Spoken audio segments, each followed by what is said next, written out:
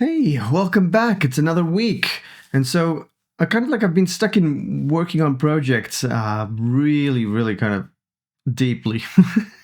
And it's got to the point where I've gone very much from having the time to, focus and do the code to all of a sudden really needing multiple people to support the project. And I'm spending a lot more time thinking about how to structure the tasks for other people.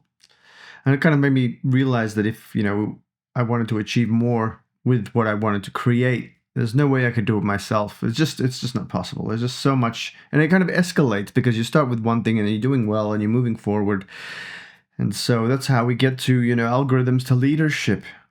Fortunately, I've never really had that much of a problem with taking ideas and getting people involved in creating teams. So when I was 13, like one of the first things, well, even before I was 13, I was like probably about 9, me and a friend of mine, we got together and we came up with this amazing idea to make a time machine. And we were so convinced that we could do it at the age, I think it was 9, 10, something like that. We were so convinced that we drew a bit of paper and we got the entire class to stay back and work with us to build a time machine. And the time machine was meant to be in a tree. And we got into so much trouble for that. And I'm like, well, that's a good way to reward leadership, right? So I was I was able, it wasn't just me and this other friend of mine, we went we got everyone together and we went and stayed back after lunch and we were working on this time machine. And apparently the teachers didn't know where the whole class was. And we were like, yes, it's really going to happen. We're going to travel to this place. We're going to go do this. And we had a picture of a tree. I still remember, it was a good friend of mine. Funny story. His name was Alex. But, after that, I think the other time I had got into it is at the end of primary school. I think I was 13 years old and I got like about 4 or 5 kids together and we were like, we're going to make a video game for Sega. And it's kind of like the idea was there and the energy and the kind of like talent to bring people together was there. But the follow through wasn't there. So I couldn't actually, what happens next? I didn't have any business knowledge at the age of 12, 13. It's only until I was like about 20, well, about 30, I could really, and it was for festivals actually, it wasn't for dev. But these days it's like, I've got a team of about 4 or 5 people. We're working together on projects and I'm spending a lot less time coding. And as much as I love coding, and doing the code myself, there's a bit of an OCD there, making sure that everything is done correctly. A lot is to be said for looking after the people that you work with as a leader. Sun Tzu is an interesting quote, just like a good general treats all of his soldiers like his own sons. I think that's really important to understand that is it. If you go out and you do something and you're engaging with people and you're taking them on a journey, they should treat them like I know that the corporate speak of we are a family is a bit silly and it's a bit like cliche, but as a leader, you do want to perceive your your I guess all the people that you've brought on this journey with you, you should see them as people, like, especially if they're younger, as people that you're looking after, right?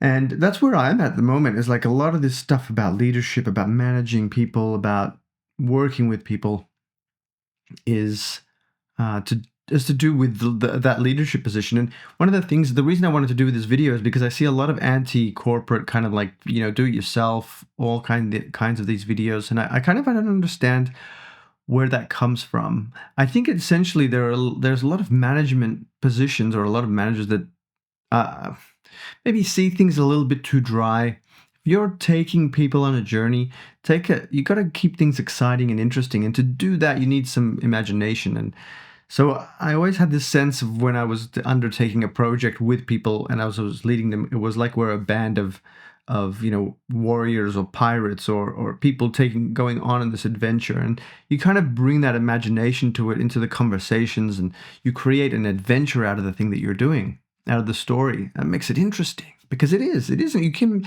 You make the story interesting yourself by engaging with the experience on not just a dry matter-of-fact level, but by using your imagination, you can engage fantasy into being able to bring people together on an adventure and go and do great things. I think, that's my perception. Another thing I wanted to mention is with regards to work and going out on these kind of like startup journeys or journeys where you're getting onto a team, is that I watched a video about a guy that worked at Apple and gave up everything to work late nights and get things done for the Mac, right? And at the end, he said, "Well, I sacrificed my marriage and being able to see my kids often." And I'm like, that you can't put a price on that. It doesn't matter what you create as a little toy, as a gadgets, right? It doesn't matter. Those gadgets don't matter.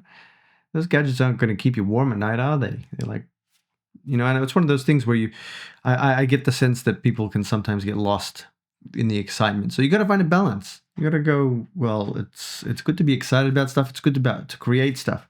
But leadership is about also understanding that people need balance and they have their own lives too. And so one of the things I always mention is that if you get stuck on a problem, especially a difficult one, I always go for a walk, because you will find, like, when you get yourself away from the screen, you're not sitting there in front of something. You get more clarity, because I don't know how it works. They say, it is solved by walking or having a shower, but getting yourself away from the place where you're kind of stuck and taking yourself somewhere else and just going for a walk. I like to get some fresh air, go to shops, get some fruit, and I'll take my puppy for a walk. And generally, like, you might shift my thoughts around. I kind of can deliberate on things from a different perspective instead of sitting there in front of the screen.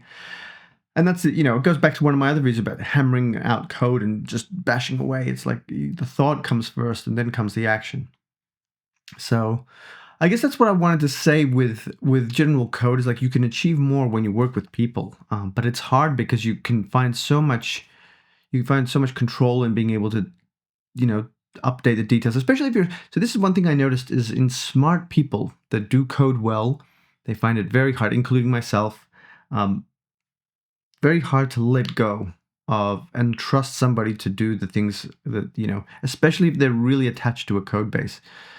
So one of the things I found is, like, I'd rather do it myself, but you can achieve as much. So that's the question. Do you want to do the small parts and just keep doing them, or do you want to achieve more with what you create by working with people? That's the balance. So guys, that's really it today. I just wanted to have a chat about that. I hope you can get something from this. If you really enjoy that, working on the details, focus on the algorithms. You can also find that possibly you get to a point where you've kind of exhausted the options of what you can create. After 30, 40 years of building things, writing code, there's only so much code you can write before it becomes kind of a little same. So you kind of got to think about, how do you expand your, horizons with what you build, move into different areas. And the other one is, like, engage with people and move into leadership positions where you can bring people together and build things that way. Because you can, from my perspective, you can achieve more. Well, that's it.